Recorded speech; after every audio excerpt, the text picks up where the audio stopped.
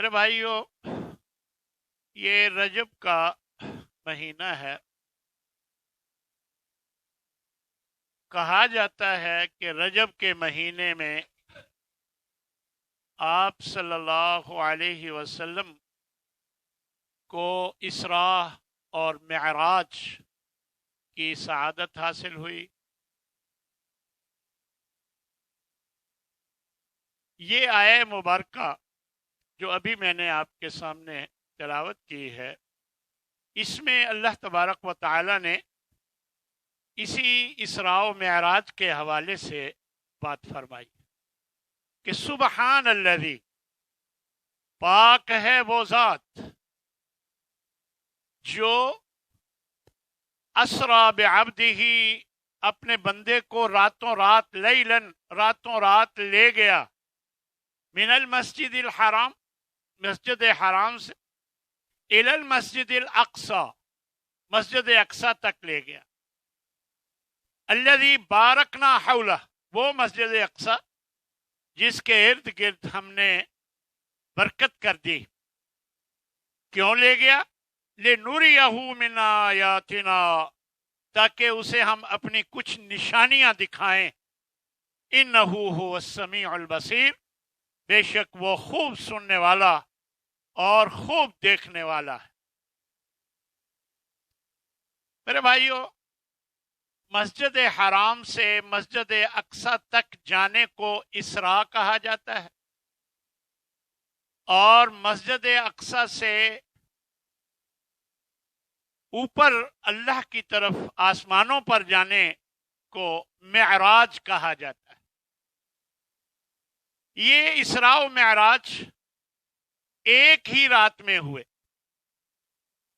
اور یہ اسراء و معراج جو نبی کریم صلی اللہ علیہ وسلم کا جسم اور روح تھا، دونوں کے ساتھ۔ بہت سے لوگ معجزات کو نہیں مانتے اور کہتے ہیں کہ جو بات عقل میں نہ آئے اسے ماننا ہم نہیں مانتے، جبکہ جو اللہ بغیر ماں باپ کے آدم کو اور بغیر ماں کے حوا کو پیدا کر سکتا ہے، اور بغیر باپ کے عیسیٰ علیہ السلام کو پیدا کر سکتا ہے، اس کے لیے کیا مشکل ہے کہ اپنے نبی کو معراج کروائے، آسمانوں پر لے جائے؟ اللہ کے لیے کچھ بھی مشکل نہیں۔ پھر اس کی توجیہیں کی جاتی ہیں۔ کچھ لوگ ہیں کہتے ہیں کہ مسجد اقصی تک لے گیا تو مسجد اقصی کا معنی ہے دور والی مسجد۔ اس سے مراد نبی صلی اللہ علیہ وسلم کی مسجد ہے، مسجد نبوی ہے، اور اس سے مراد ہجرت کا واقعہ ہے کہ اللہ تعالیٰ مسجد حرام سے مسجد اقصی یعنی مسجد نبوی تک لے گئے۔ کیسی بات کی ہے کہ وہ ہجرت تو دن کو ہوئی اور پھر کئی دنوں میں ہوئی۔ یہاں کہا جا رہا ہے اسرا بعبدہ لیلاً، رات کو اللہ لے گیا، اور پھر اس سے بڑی بات کہ مسجد نبوی تو اس وقت تھی ہی نہیں۔ کیسی عقل کے اندھوں نے یہ بات سوچی ہی نہیں کہ مسجد اقصی مسجد نبوی کو کہہ رہے ہیں، جبکہ اس وقت تو مسجد نبوی تھی ہی نہیں، وہ تو ہجرت کے بعد ہوئی۔ تو میرے بھائیو، ایسا نہیں ہے۔ اور کچھ اور کہتے ہیں کہ جی یہ خواب کی بات ہے، خواب میں آپ کو دکھایا گیا کہ آپ مسجد اقصی تک گئے اور پھر آسمانوں تک گئے۔ تو میرے بھائیو سن لیں، یہ جو اللہ نے انداز اپنایا ہے سبحان الذی، پاک ہے وہ ذات، یہ جو ہے یہ اظہار تعجب کے لیے استعمال ہوا ہے۔ اس سے معلوم ہوتا ہے کہ جسم اور روح کے ساتھ آپ صلی اللہ علیہ وسلم آسمانوں پر لے گئے تھے۔ اور پھر بے عبد ہی کا جو لفظ ہے، عبد پر جسم اور روح دونوں کا جو ہے وہ دونوں ثابت ہوتے ہیں. عبد سے مراد دونوں ہے، جسم بھی اور روح بھی. اور پھر اگر یہ صرف خواب ہوتا تو مشرکین اس قدر یہ نہ جھٹلاتے کہ آپ غلط کہہ رہے ہیں. خوابوں کو تو کوئی بھی نہیں جھٹلا سکتا. اس طرح ہمیں یہ مان لینا چاہیے کہ آپ صلی اللہ علیہ وسلم کو معراج اور اسراء جسم اور روح کے ساتھ ہوئی. بہت سے مختلف واقعات باتیں کچھ بنا بنا کر شامل بھی کی گئی ہیں. میں انتہائی اختصار کے ساتھ آپ کے سامنے یہ واقعہ رکھنے کی کوشش کروں گا. ہر سال رجب کے آخری ہفتے میں میری کوشش ہوتی ہے کہ اس واقعے کو ایک دفعہ آپ کے سامنے دوبارہ رکھ دیا جائے. یار نبی صلی اللہ علیہ وسلم کی یہ معجزہ ہمارے سامنے آ جائے، ہمارا ایمان تازہ ہو جاتا ہے. تو ایک بات یہ بھی سن لیجئے کہ صرف علامہ منصور پوری رحمت اللہ علیہ نے اپنی کتاب میں اس کی رات 27 رجب کی رات لکھی ہے، باقی کسی نے نہیں لکھی. اور پھر اس کا انکار بھی کیا گیا ہے کچھ دوسرے علماء کی طرف سے کہ حضرت خدیجہ رضی اللہ تعالی عنہا کی وفات نماز پنجگانہ کی فرضیت سے پہلے ہو گئی. حضرت خدیجہ کی وفات نماز پنجگانہ سے پہلے ہو گئی، اور حضرت یہ نبی صلی اللہ علیہ وسلم کو معراج میں نمازیں فرض کی گئی. اس سے معلوم ہوتا ہے کہ 27 رجب کا جو کہا جاتا ہے یہ بھی کیونکہ کسی صحیح حدیث میں کسی دن اور رات کا تعین ہے ہی نہیں. مختلف جو احادیث ہیں ان میں کہیں ہجرت سے 1 سال قبل، کہیں ہجرت سے 6 ماہ قبل، کہیں ہجرت سے 9 ماہ قبل، 8 ماہ قبل، اور اس طرح ان سب میں جو صحیح لگتا ہے وہ ہجرت سے 1 سال قبل یہ واقعہ ہوا. کچھ نے کہا رمضان میں ہوا، کچھ ربیع الاول میں، اور کچھ نے رجب. اب اس کا تعین کہیں نہیں، یہ ایک بات. اور اگر تعین ہو بھی جائے تو نبی صلی اللہ علیہ وسلم سے نہ ہی صحابہ سے یہ ثابت ہے کہ اس رات کو عبادتیں کی گئی ہوں، اگلے دن روزہ رکھا گیا. یہ مسئلہ بھی ہمارے سامنے ہونا چاہیے. بہر صورت یہ واقعہ ہوا، اور میں اب آپ کے سامنے مختصراً اس واقعے کو آپ کے سامنے رکھنا چاہوں گا کہ نبی صلی اللہ علیہ وسلم فرماتے ہیں میں گھر میں سویا ہوا تھا، حضرت جبریل مجھے بیر زمزم پہ لے گئے، زمزم کے کنویں پر. میرا سینہ ناف تک چاک کیا اور اندر کا جو بھی چیزیں تھیں سب نکال کر زمزم کے پانی سے دھویا. پھر ایک سونے کا تشت لایا گیا، تھال، اور اس میں ایک پیالہ تھا جو حکمت و ایمان سے بھرپور تھا. وہ اندر اڈیل دیا گیا اور یہ سی دیا گیا، سینہ سی دیا گیا. پھر ایک جانور لایا گیا جو سفید رنگ میں تھا، جسے براق کہا جاتا تھا. وہ گدھے سے ذرا بڑا اور خچر سے ذرا چھوٹا تھا. وہ اتنا تیز دوڑتا تھا کہ اس کا ہر قدم سے دوسرا قدم منتہائے نظر تک جاتا تھا. تو مجھے اس پر سوار کیا گیا.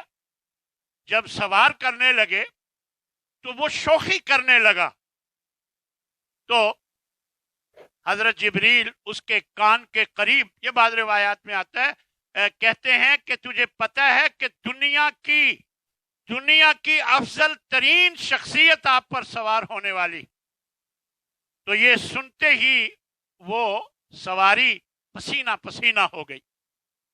خیر پھر مجھے سوار کیا گیا، اور اس کے بعد بیت المقدس لایا گیا.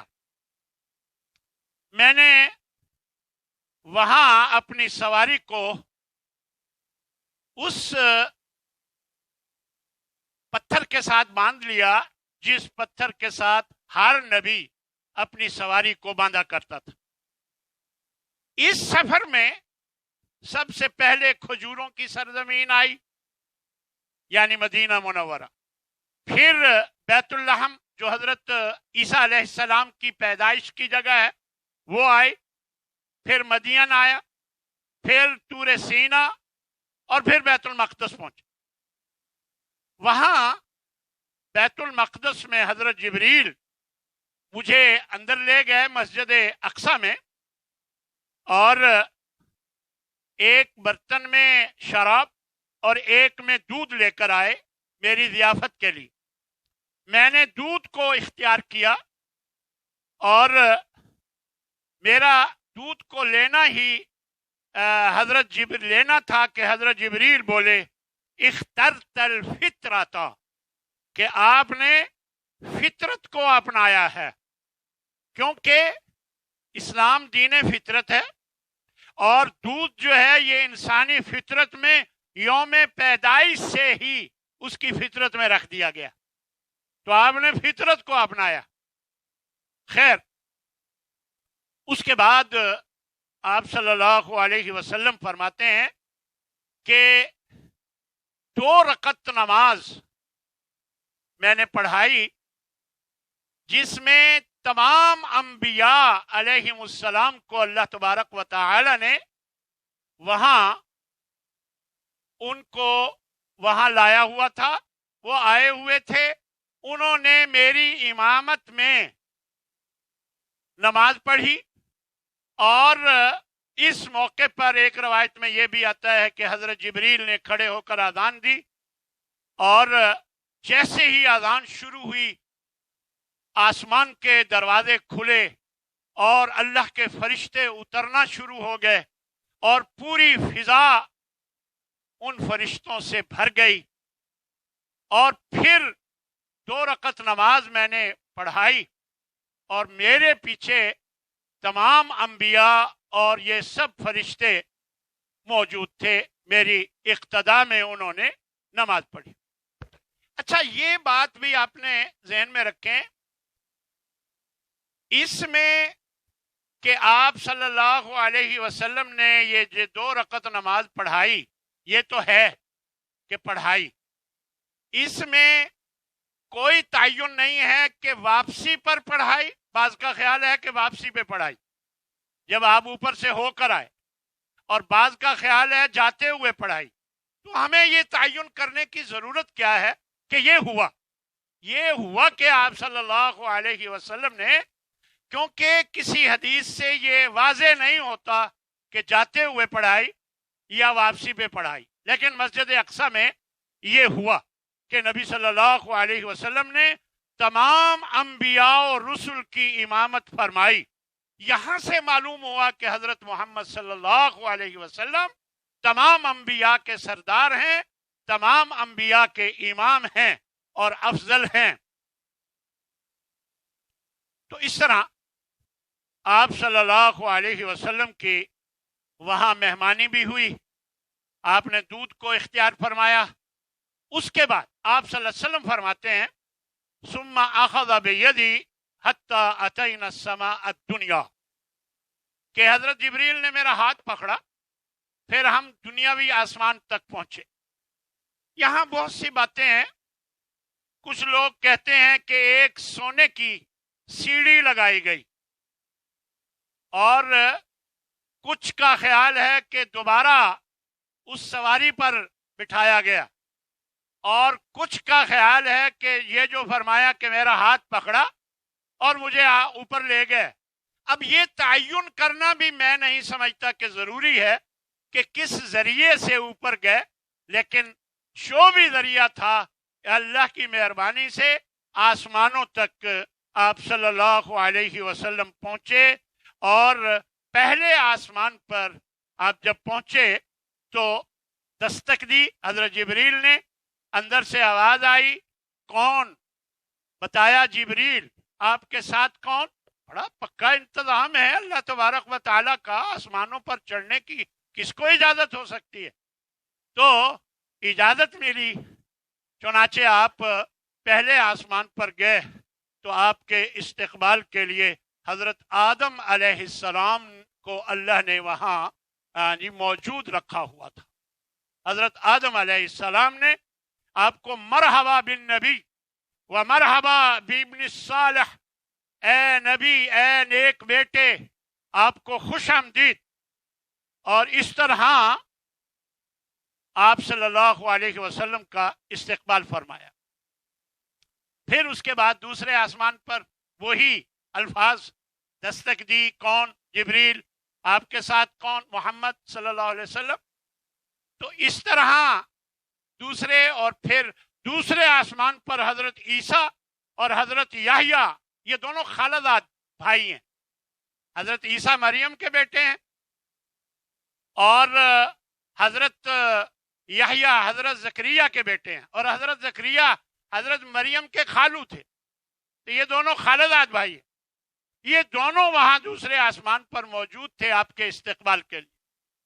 پھر اس کے بعد تیسرے آسمان پر حضرت یوسف علیہ السلام سے آپ کی ملاقات ہوئی۔ آپ فرماتے ہیں فَإِذَا هُوَ قَدْ أُعْطِيَ شَطْرَ الْحُسْنِ، اللہ نے انہیں حسن کا ایک بہت بڑا حصہ دے رکھا تھا، یعنی حضرت یوسف علیہ السلام کے بارے میں فرمایا، انہوں نے بھی مرحبا بالنبی صالح فرمایا۔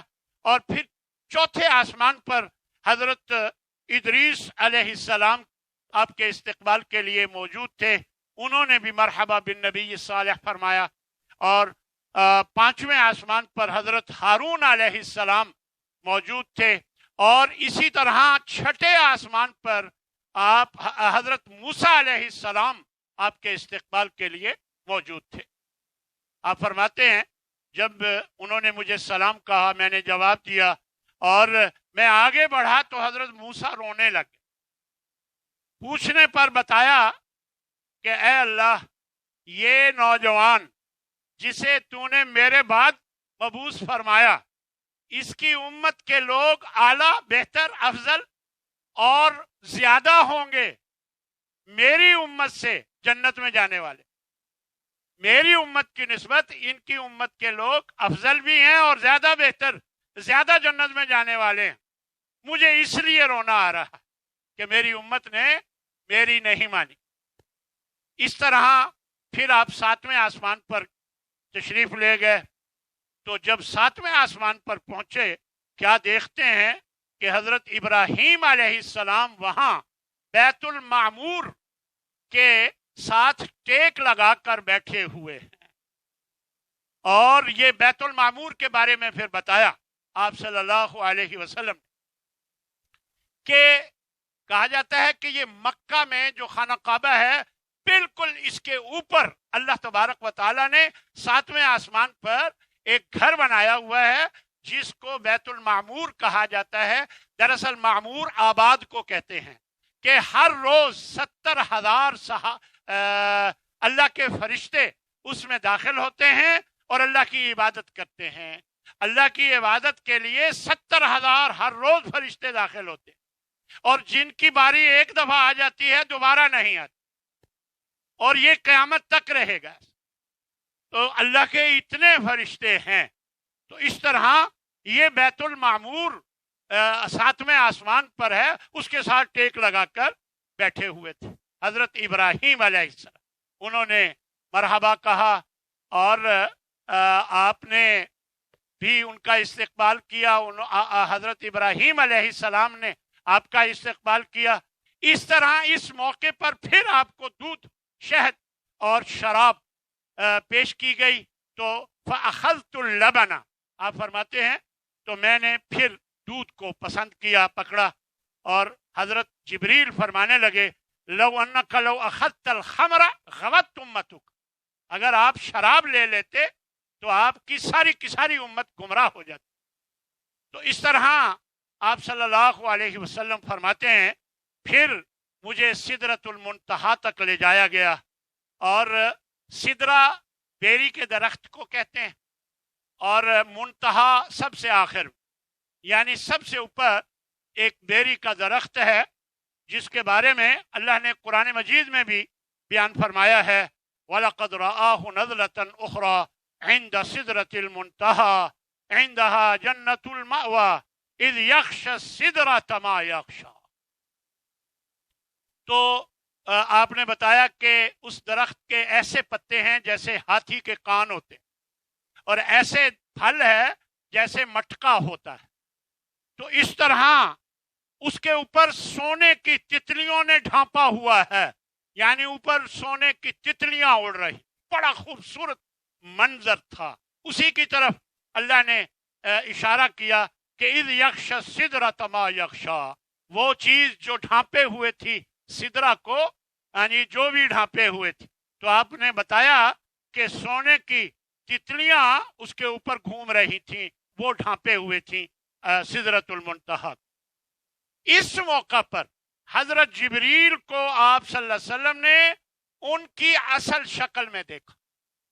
اس سے پہلے جب پہلی وحی آئی تھی اس موقع پر دیکھا تھا، اور اب دوسری مرتبہ یہاں سدرۃ المنتہا پر آپ صلی اللہ علیہ وسلم نے حضرت جبریل علیہ السلام کو دوسری مرتبہ دیکھا۔ یہ جو دیکھنے کی بات ہوئی، بہت سے لوگوں کو غلطی ہوئی اس آیت سے، وَلَقَدْ رَآهُ نَزْلَةً أُخْرَى، انہیں دوسری مرتبہ دیکھا، تو اس کو کہا گیا کہ اللہ کو دوسری مرتبہ دیکھا۔ حالانکہ یہ مفسرین سب لکھتے ہیں کہ اس سے مراد حضرت جبریل ہیں۔ پہلی وحی کے موقع پر دیکھا تھا اصل شکل میں، اور اب اصل شکل 600 پر ہیں، وہ 600 پر پھیلائے ہوئے تھے، پوری فضا میں پھیلے ہوئے تھے، یعنی یہ حضرت جبریل کو اصل شکل میں جو دیکھا آپ صلی اللہ علیہ وسلم۔ اس کے بعد آپ فرماتے ہیں کہ مجھے جنت کی سیر کرائی گئی، میں نے کیا دیکھا کہ اس میں موتیوں کے کبے بنے ہوئے ہیں، اور اس کی مٹی جو ہے وہ کستوری کی ہے، اور پھر اس کے بعد مجھے وہاں تک لے جایا گیا جہاں میں کلموں کی سرسراہٹ سن رہا تھا۔ کلموں اللہ حکم دیتا تھا لکھنے کا، اور کلموں کی سرسراہٹ جو لکھا جاتا تھا اس کی سرسراہٹ میں سن رہا تھا۔ تو اس موقع پر نبی کریم صلی اللہ علیہ وسلم کو 3 تحفے ملے آپ صلی اللہ علیہ وسلم کو، ایک 50 نمازوں کا، اور ایک سورہ بقرہ کی آخری 2 آیات کا، آمن الرسول سے لے کر آخر تک، اور تیسرا یہ وعدہ کہ تیری امت کا، اے نبی آپ کی امت کا جو بندہ شرک سے بچ کے آئے گا میں اسے ایک دفعہ ضرور معاف کر، بس شرک سے بچ کے آئے۔ یہ وعدہ، 3 تحفے اللہ نے اس موقع پر نبی صلی اللہ علیہ وسلم کو عطا فرمائے۔ یہ سورہ بقرہ کی باقی سارا قرآن جو ہے وہ حضرت جبریل کے ذریعے نازل ہوا۔ اس کے بارے میں آتا ہے کہ یہ اللہ نے معراج کے موقع پر یہ 2 آیات عطا فرمائی تھی۔ خیر، اس کے علاوہ آپ صلی اللہ علیہ وسلم کو چند مناظر دکھائے گئے۔ بہت سے لوگ کہتے ہیں کہ یہ اوپر آسمانوں میں دکھائے گئے، کچھ لوگوں کا خیال ہے کہ نہیں، یہ نیچے جو سفر آپ نے کیا تھا جاتے ہوئے اس سفر میں دکھائے گئے۔ کہیں پر یہ تعین نہیں ہے کہ کس موقع پر دکھائے گئے، بظاہر یہی لگتا ہے کہ یہ آسمانوں پر دکھائے، لیکن اس کا تعین کسی حدیث سے ثابت نہیں ہو۔ بہر صورت یہ مناظر دکھائے گئے، اس میں کوئی شک نہیں، تو ہمیں اس سے کوئی غرض نہیں کہ کب دکھائے گئے، اسی موقع پر معراج کے موقع پر دکھائے گئے، تو یہ ہمیں ہمارا ایمان ہونا چاہیے۔ اور ان مناظر میں اللہ اکبر، ایک منظر، اللہ اکبر، نبی صلی اللہ علیہ وسلم نے ایک محل دیکھا۔ کیا کہ بڑا ہی خوبصورت محل ہے. آپ نے پوچھا یہ کس کا ہے؟ تو حضرت جبریل نے بتایا کہ یہ فرعون کی مشاطہ، فرعون کی بیٹی کی مشاطہ کا، یعنی جو کنگا کرتی تھی اس کی بیٹی کو، یہ اس کا محل ہے. پھر آپ نے ان کا واقعہ بتایا کہ فرعون جب ایک دفعہ اس کے ہاتھ سے کنگا گر گیا تو اس نے بسم اللہ پڑھ. فرعون کی بیٹی نے ان سے کہا کہ کیا آپ میرے رب کے علاوہ، میرے باپ کے علاوہ کسی اور کو رب مانتی ہو؟ کہ ہاں میرا رب اللہ ہے اور تیرے باپ کا بھی رب ہے، تیرا بھی رب. پھر جب فرعون کو پتہ چلا تو اس نے اس کو بلا کر بڑی دھمکیاں دیں، لیکن یہ بالکل نہ مان. آخر کار اس نے ایک بہت بڑی دیگ تیار جس میں اس کے ایک بیٹے کو، دوسرے کو، تیسرے کو ڈال دیا. جب اس کا چھوٹا بچہ جو دودھ پی رہا تھا اس کے سینے سے چمٹا ہوا تھا اس کو کھینچنے لگے تو اس موقع پر اس کے پاؤں تلے زمین نکل گئی اور آنکھوں کے سامنے اندھیرا آ گیا. تو اس موقع پر بیٹے نے، جو بالکل چھوٹا بیٹا تھا دودھ پیتا، اس نے بول کر کہا کہ یا امی اس میری انک علی حق، کہ تو صبر کر، تو حق پر ہے. وہ حیران ہو گئی کہ میرا بالکل چھوٹا بچہ مجھے صبر دلا رہا ہے. اسے صبر آ گیا. آخر اسے بھی اور اس عورت کو بھی اس میں ڈال کر دیگ میں جلا کر راکھ کر دیا گیا. اور اس نے یہ وعدہ لے لیا تھا کہ ہماری ہڈیاں جو ہیں ایک جگہ دفن کرنا. چنانچہ اس نے یہ وعدہ کر لیا تھا اور یہ محل اللہ نے ان کا تیار کر رکھا ہے، پورے خاندان. اللہ اکبر. اس موقع پر نبی صلی اللہ علیہ وسلم نے پھر یہ بتایا کہ اللہ نے 4 موقعوں پر چھوٹے بچوں کو بولنے کی توفیق. بولے 4 بچے، کہیں 9 بچوں کا بھی ذکر آتا ہے لیکن زیادہ تر 4 بچوں کا ہی ذکر ہے. ایک یہ بچہ، اور ایک حضرت عیسیٰ علیہ السلام، اور ایک حضرت یوسف علیہ السلام کی صفائی میں بولنے والا، اور ایک حضرت جریج، اللہ کے بہت بڑے ولی تھے. یعنی اب موقع نہیں ہے کہ میں آپ کو تفصیلات بتاؤں.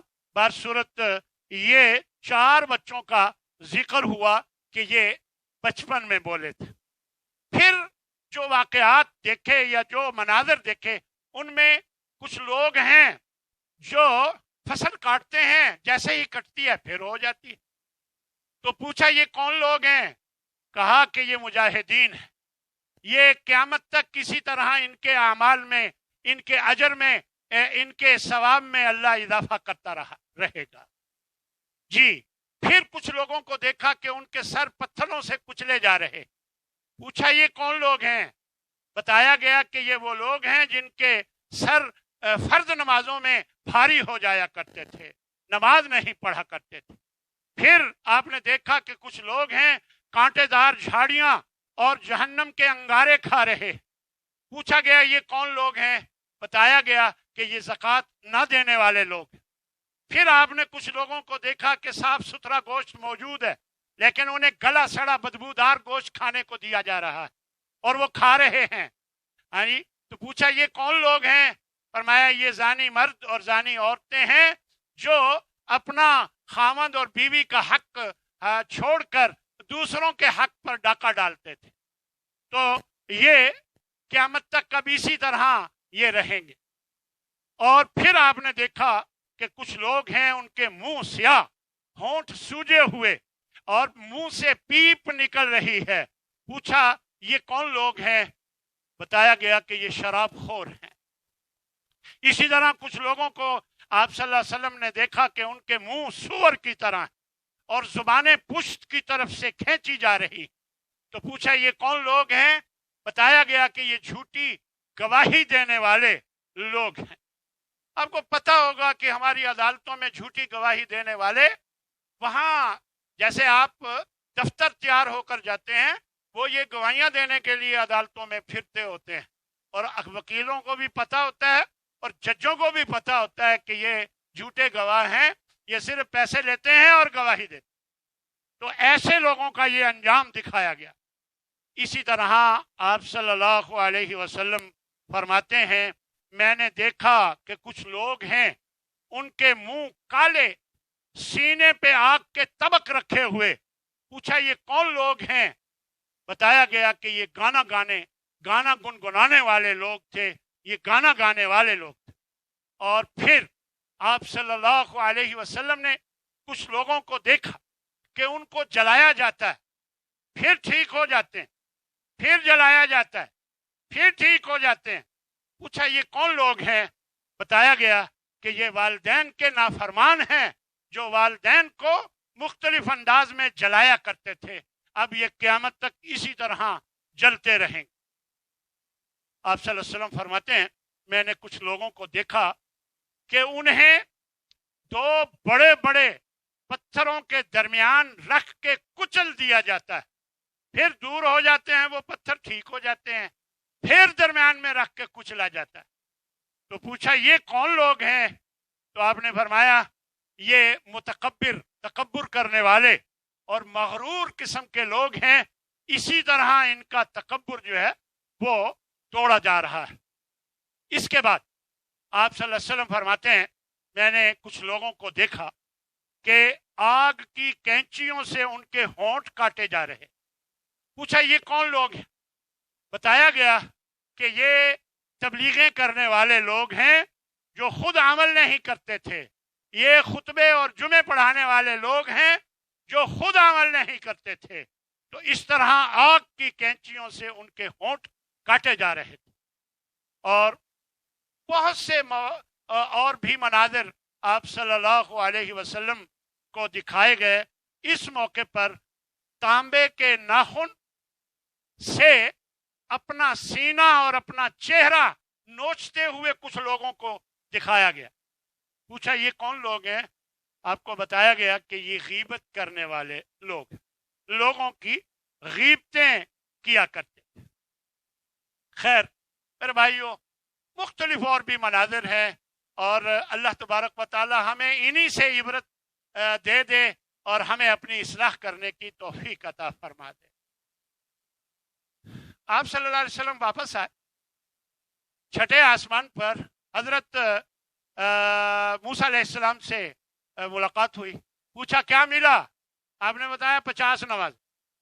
تو وہ فرمانے لگے میری امت کے لوگ جو ہے نا، مجھے تجربہ ہے، یہ بالکل نہیں پڑھیں گے، ابھی کم کروا لیں. خیر موسیٰ علیہ السلام کی بات سن کر واپس گئے، اللہ سے التجا کی، اللہ نے 10 کم کر دی. پھر آئے، پھر انہوں نے یہ کہا یہ نہیں پڑھیں گے 40 بھی. تو پھر دوبارہ گئے، کسی چکر میں 5 اور کسی میں 10. جب کم ہو گئی باقی 5 رہ گئی. موسیٰ علیہ السلام فرمانے لگے میں آپ کو بتاؤں یہ 5 بھی نہیں پڑھیں گے، ابھی بھی کم کرا لیں.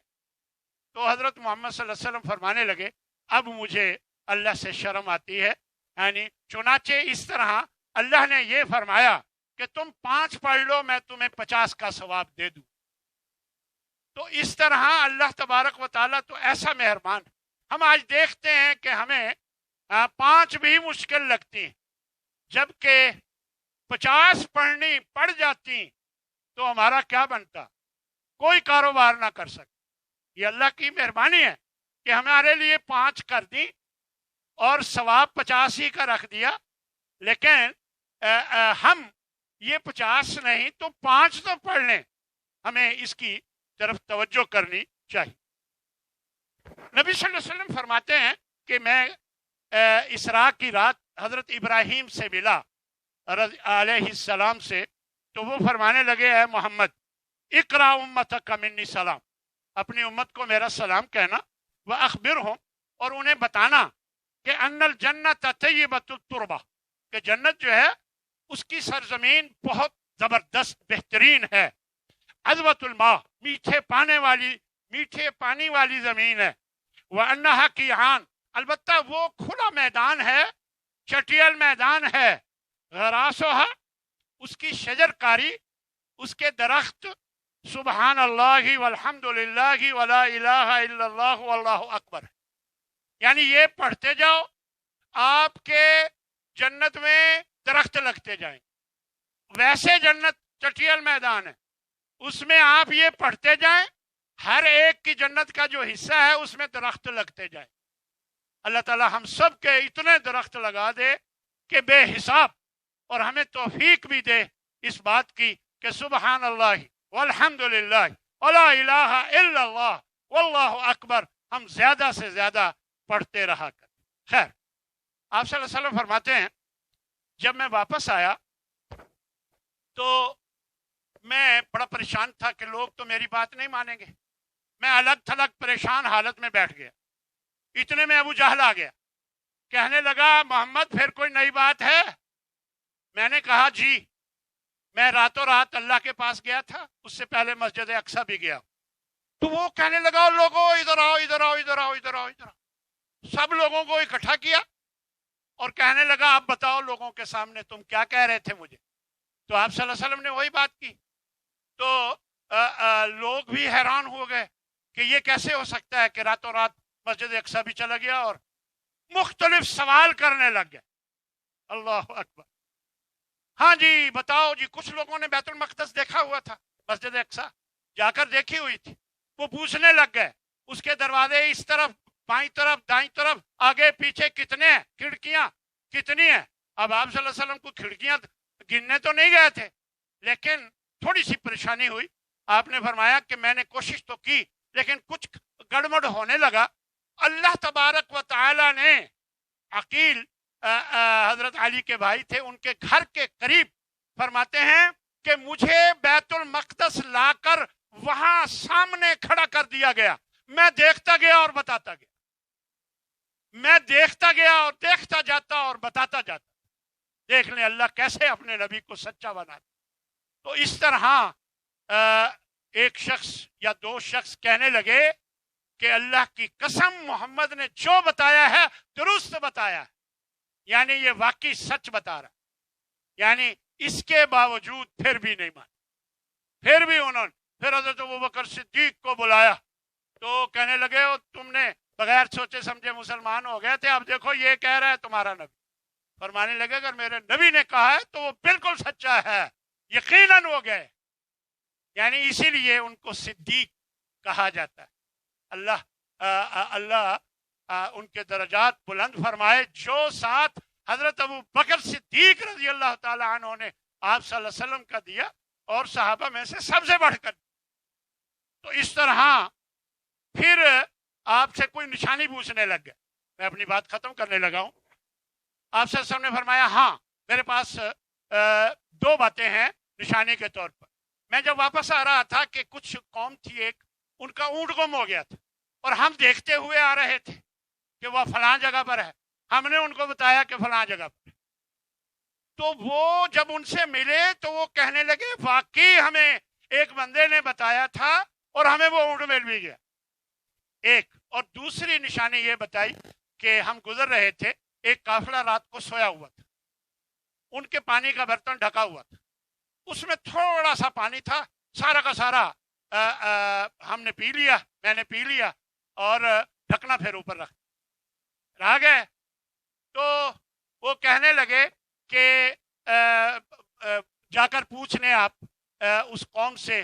تو جب ان سے معلوم کیا گیا تو وہ کہنے لگے واقعی ہم حیران تھے کہ اگر کوئی جانور پیتا تو یقیناً اوپر ڈھکنا دوبارہ نہ رکھ، لیکن اوپر ڈھکنا بھی موجود تھا اور پانی بھی نہیں. خیر، یہ اللہ کے حکم سے ہی یقیناً آپ نے کیا ہوگا، وگرنہ کسی کا پانی پینا کوئی اچھا کام نہیں لگتا. بظاہر لگتا یہی ہے کہ اللہ کے حکم سے، اگر یہ صحیح بات ہے تو اللہ کے حکم سے ہی آپ نے کیا. چنانچہ ان سب دلائل کے باوجود بھی مشرکین نے یہ واقعہ، یہ بات نہیں مانی، اور جو مسلمان تھے وہ تو اللہ کے نبی پر اپنی جانیں قربان کرنے والے تھے، وہ تو یقیناً ماننے والے تھے، لیکن یہ مشرک پھر بھی نہیں مان. اللہ سے دعا ہے کہ اللہ ہمیں ان مناظر میں جو ہمارے لیے عبرت رکھی گئی ہے، تو ہمارے لیے جو اس معراج کے سفر میں سبق ہے، اللہ ہمیں وہ سمجھائے، سجھائے اور ہمیں عمل کی توفیق عطا فرمائے. وآخر دعوانا ان الحمد للہ رب العالمین.